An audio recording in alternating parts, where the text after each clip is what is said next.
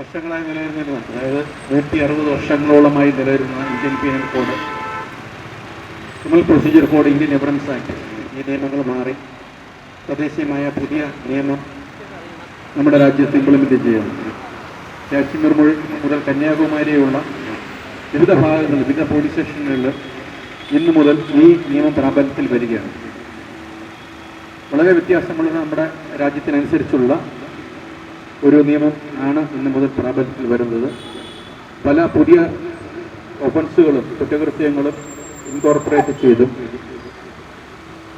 മാറ്റേണ്ട പല നിയമങ്ങൾ എടുത്തു മാറ്റിയും ചില നിയമങ്ങൾ പണിഷ്മെൻ്റ് വളരെ കൂട്ടിയും ചില നിയമങ്ങൾക്ക് സാമൂഹ്യ സേവനം പണിഷ്മെൻ്റാക്കി മാറ്റിയും കാലത്തിനനുസരിച്ചുള്ള മാറ്റങ്ങൾ വരുത്തിയ ഒരു നിയമവ്യവസ്ഥയാണിത്. അത് ഇന്ന് മുതൽ നമ്മുടെ സമൂഹത്തിൽ ഇംപ്ലിമെൻ്റ് ചെയ്യുന്നു. അതിനൊരു ബോധവൽക്കരണമായിട്ട് ജനങ്ങൾക്ക് ഒരു അവയർനെസ് പകരാൻ വേണ്ടി ഒരു റാലി ഇന്നിവിടെ നടത്തുന്നു. അതിൻ്റെ ഉദ്ഘാടനമാണ് ഇവിടെ ഫ്ലാഗ് ഓഫ് ചെയ്യപ്പെടുന്നത്. എല്ലാവർക്കും വേണ്ടി ഞാൻ ഈ റാലി ഉദ്ഘാടന റിയ പ്രഖ്യാപിച്ചുകൊണ്ട് നിർത്തുന്നു. ജയ് ഹിന്ദ്. ഇന്ന് 2024 ജൂലൈ മാസം 1-ാം തീയതി രാജ്യത്താകമാനം നിലവിൽ വരുന്ന പുത്തൻ നിയമസംഹിതയായ ഭാരതീയ ന്യായസംഹിത അഥവാ BNS ഇന്ന് രാജ്യത്താകമാനം നിലവിൽ വരുമ്പോൾ പുത്തൻ നിയമങ്ങളെക്കുറിച്ച് പൊതുജനങ്ങളിൽ അവബോധം സൃഷ്ടിക്കുക എന്ന ഉദ്ദേശത്തോടും ലക്ഷ്യത്തോടും കൂടി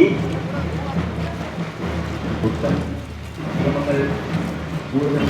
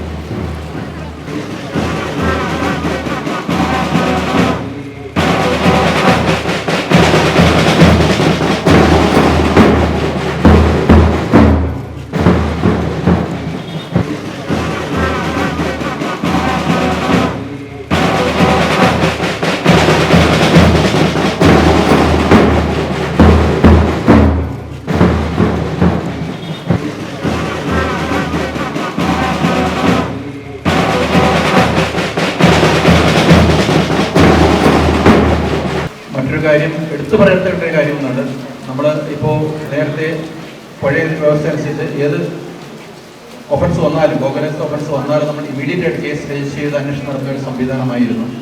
പക്ഷേ ഇപ്പോൾ പുതിയ നിയമത്തിൽ 3 വർഷം മുതൽ 7 വർഷം വരെ ശിക്ഷ കിട്ടാവുന്ന ഏത് കേസുകൾക്കും ഒരു പെറ്റീഷൻ, ഒരു പരാതി പോലീസിൽ വന്നു കഴിഞ്ഞാൽ ഉടൻ തന്നെ FIR എടുക്കണ്ട, പകരം ഒരു പ്രാഥമിക അന്വേഷണം, അതായത് പ്രിലിമിനറി എൻക്വയറി നടത്തി 14 ദിവസത്തിനകം, അത് DYSPയുടെ സാങ്ഷനോട് പ്രാഥമിക അന്വേഷണം നടത്തി 14 ദിവസത്തിനകം അതിനകത്ത് കുറ്റകൃത്യം നടന്നിട്ടുണ്ടെന്ന് വെളിവാകിയാൽ ആണെങ്കിൽ മാത്രം കേസ് രജിസ്റ്റർ ചെയ്താൽ മതി, അല്ലെങ്കിൽ ആ കേസ് രജിസ്റ്റർ ചെയ്യേണ്ട സാഹചര്യം ഇല്ല.